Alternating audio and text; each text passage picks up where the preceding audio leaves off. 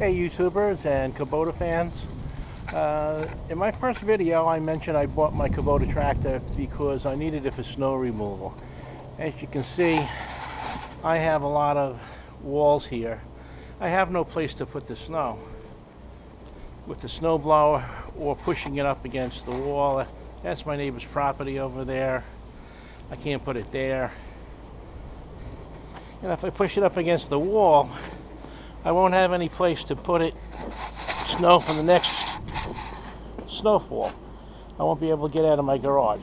So I'm going to do a walk around about the Kubota tractor that I have, and did a couple mods, and also the reasons I bought what I bought and have it set up this way. Okay, so here we go. It's a Kubota 2360 front loader. I bought the turf tires because I cut the grass with it also. I didn't want the ag tires or the industrial tires. I bought a Woods RB60 rear blade because I wanted to do snow pushing with it. And the way this is set up, I can push the snow, like the snow will be clear of my tires as I'm pushing it along. I won't be riding on top of snow and losing my traction. Even on this slope here, you can see I have no problem pushing the snow down this slope and across the street and over that curb with just these turf tires. No chains, no ballast, no added weight. The Woods RB60 rear blade weighs about 260 to 280 pounds with the shoes on it, and it counterbalances this machine with the front loader really well. After I push the majority of the snow down the driveway, I can do the cleanup with the front loader bucket. I go right up against the wall, scoop it, and then I'll take that snow and go down into the street and pile it up in the front of my property. That's the reasons I went with this equipment for snow removal. I like it a lot. It works really well for me. Like I said, I have a lot of hills here. I have no place to put the snow. Now we'll go on to some of the modifications that I put on the tractor. On the front bucket, I wanted a hook, and I also put on these loops. These were D-rings on each end. And I just welded the D part. I didn't want the bracket on there. I didn't want them flopping all over the place and making noise every time I empty a load with the bucket. So that's how I do that. I use that to lift up the mowing deck. I made some slings. It works very, very well. I also added these mirrors. I bought them online from the mirror guy. And I looked up tractor loader mirrors, and this came up on a John Deere, and they work very well. However, the brackets that they came with were only about this tall, and they couldn't go farther enough out or over my blower unit.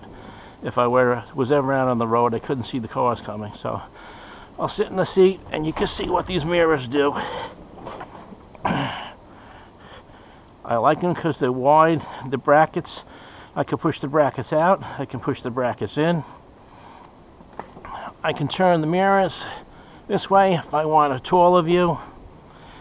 If I want a wider view, like a big rear view mirror, I've got that right there.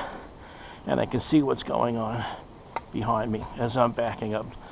A lot less is going to sneak up on me while I'm driving it. As far as lighting, let me turn on the lights here. I have an LED bar up on top. 12 lights on top of the front. That will illuminate that entire cul-de-sac. It's no problem lighting that up. I also have a light bar, an emergency light bar in the back. with about 5 different modes. I realized two of my lights are out on this model.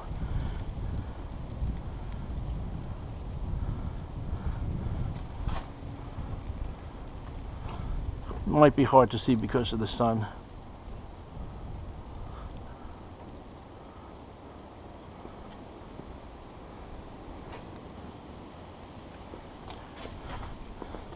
I think that's the mode that I like the best. Attracts a lot of attention. Gets someone's attention, I should say.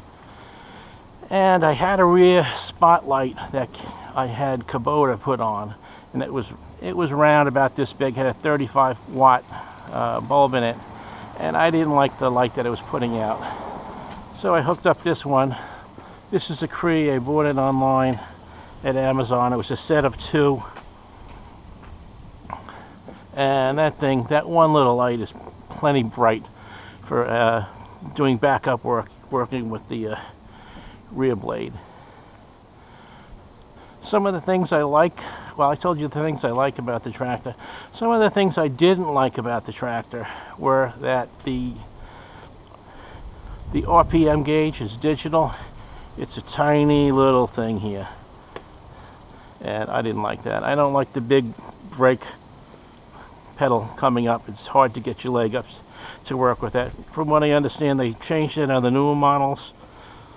I do like the smaller rollover protection bar. I don't like the collapsible ones. They're taller. I felt that I was going to wipe out something when I pull it in the garage, or you always have to remember to put the thing down. This I don't have to. I've got enough clearance to go in the garage or in my lean-to, and works out good. One problem I'm having is with the Hst pedal. On the reverse, the pedal tends to stay down, and if I'm traveling on level ground, it'll keep going. It doesn't come back to a stop position. The forward does. If I step on the forward, it will, as soon as I take my foot off the forward pedal, it will stop within probably 2 seconds. I'm probably going to do another video on a fix. I heard several solutions for that, and I'm going to try them and do a video on it. And I believe that's it for now, and hopefully I'll get another video out. And I'm also going to do a video on a Aaron's snow blower that I have. I don't use it as much now that I have this, but I did modifications to that also. So keep tuned for any other videos coming out, and hope to see you. Subscribe if you like it. I will make another video of the machine with the running lights on at night if I get an opportunity and we get a snowstorm and I'm using it. But, I'm definitely going to do some videos on the machine pushing snow and moving it out of the way, and hopefully this will be helpful to some of you out there who are considering buying a tractor and doing snow removal. Have a good day.